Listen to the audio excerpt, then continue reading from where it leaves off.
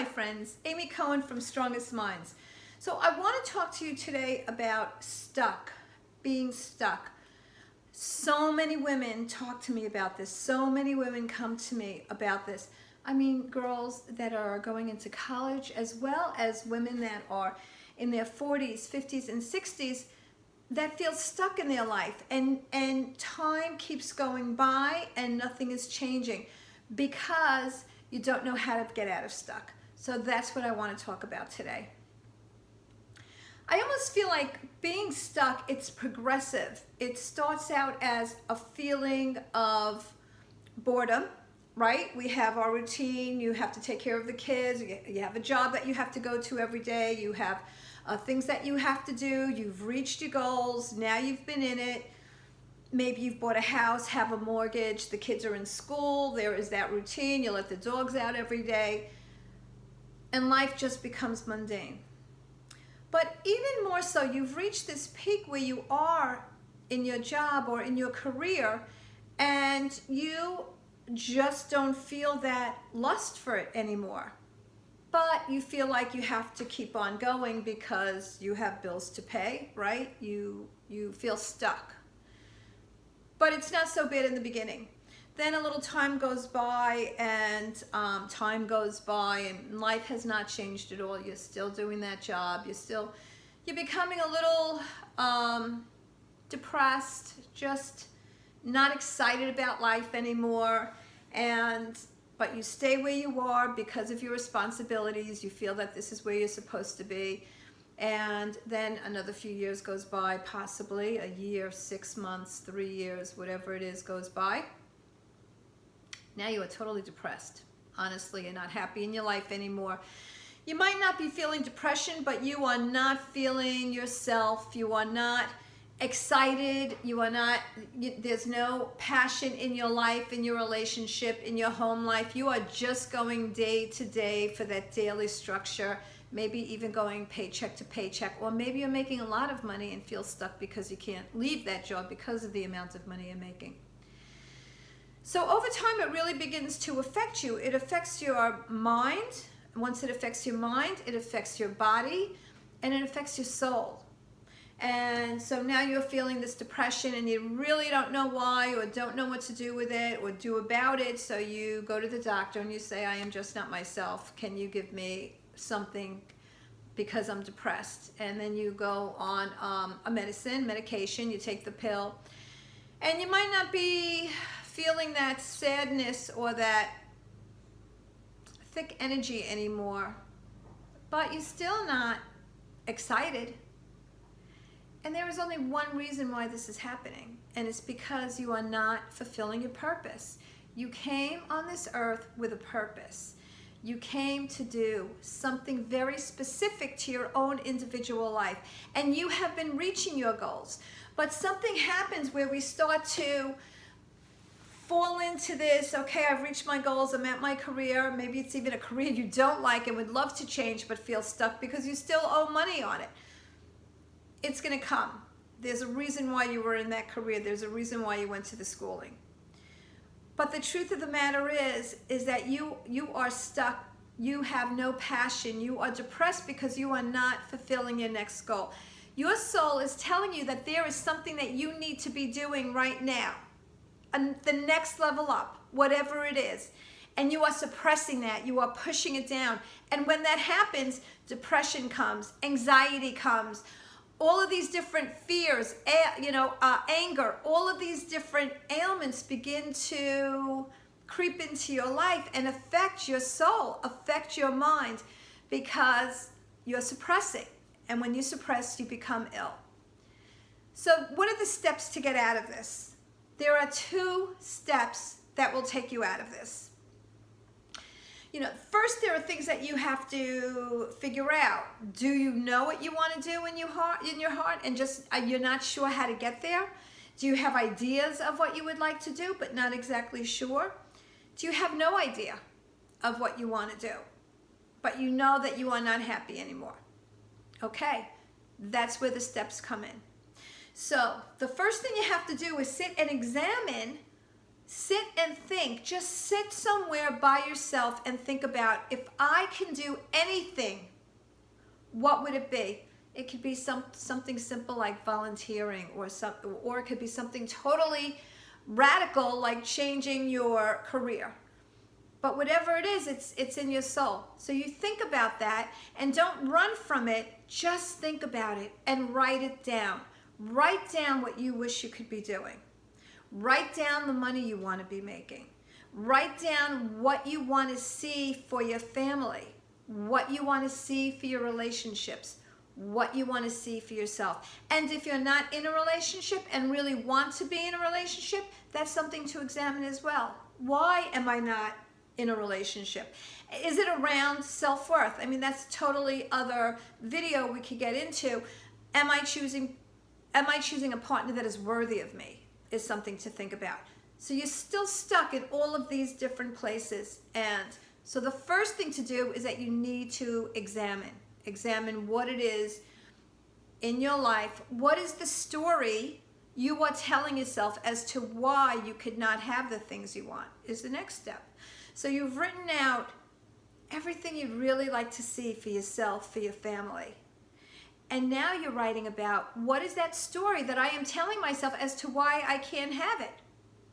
Okay? We tell ourselves a story and then we live in that story. That makes it believable. But it is absolutely not true. You are not stuck where you are. Nobody ever is. That is just your belief. So the next thing to figure out is, okay, how do I get out of it? How can I get myself moving forward? And for that, you usually need help. Ask a friend, look up life coaches, soul coaches, find somebody that you like, that you want to emulate. You like what they're doing in the world and you want to find out how they do it. You find yourself a mentor, okay? You find yourself a life coach. And from there, you work with that person one-on-one to start achieving some of these goals. Some of them might come very quickly. Some of them you might need to take a while. Sometimes you even need to figure out what it is that you want to do first. A lot of times there is this minutia that's in front of you that could be anything from anxiety, depression, people that struggle. That is not a life sentence. I just want you to know that. You will always have humps in the road. We all do. We all have these humps that we have to get over. We all fall into trauma. There are things that can change our story. The important thing is to get out of that story and to start moving forward on what will make you happy. It doesn't mean that if you are grieving right now over a death that you have to snap out of it. No. There are actually remedies that will help you, flower remedies that we'll talk about, that will help you get out of that grief that you can order. It will not take away the grief. It will help you to work through the grief, and it will help you to move forward in your life. So that does not change your story. So that's what we're talking about now, is getting a life coach or getting a friend where you talk to each other about what it is that you want, how to move forward, what are the steps that you would like to take. It really is good to have a professional, somebody who has worked in this before, to really help you, because once you figure out what those goals are, first of all, when you figure out what it is that you want, this passion and enthusiasm is going to instantly come back to you, and you're going to start to feel it, and you're going to start to feel good. Now you have to figure out how to get there. Now you need accountability. Now you need to mastermind, brainstorm with others who can get you there. And accountability makes it so that this is what you're going to do this week, and we're going to talk at the end of the week to make sure you accomplish that. This itself is going to change your thoughts back to positive. It's going to change who you are. It's going to lift you up in ways that you have not felt or dreamed of for a long, long time. This is your pill to happiness and passion and enthusiasm again. Next, now you figured out what it is you'd really like to do, but you feel fearful. And I'm finding that as we get older, the women I deal with, we become much more fearful to change. Even if we're not happy where we are, where we have a job that's week to week, that's paying the bills or maybe barely paying the bills, and you really have a desire to do something different and you don't, it's because of that fear. We become more fearful as we age.